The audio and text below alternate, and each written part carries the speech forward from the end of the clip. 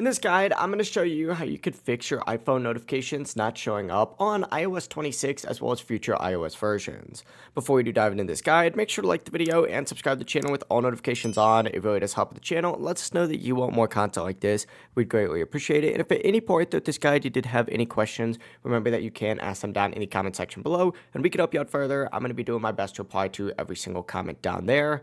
But first things first, what I recommend doing is just some basic troubleshooting stuff. Just swipe down from the top right corner of your home screen to open up your control center and look at the focus or do not disturb section. If this is enabled, go ahead and turn this off and then check to see if you get those notifications. If not though, what you're going to want to do is actually back out of this and open up the settings under your device and scroll down on this tab until you do see this notifications tab and open up your notification settings. Under the displayed as section, you're going to want to select stack and then show previews. Make sure that is put on always. Also make sure your previews are put on for all apps. You could scroll down and see all of these right there. You're going to want to make sure it says banners, sounds, and badges. If it's still not working for you, what you're going to want to do is just restart your phone by pressing the volume up, volume down, and holding the side button until you see that Apple logo appear. Once that Apple logo does appear, release that side button and you'll be good to go. This is a soft restart, so no data is going to be lost. But once again, if it's still not working, go ahead and open up your settings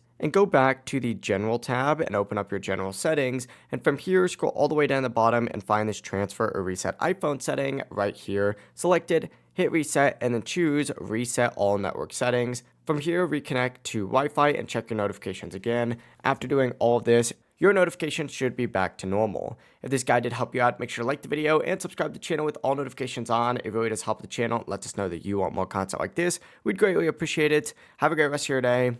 Peace.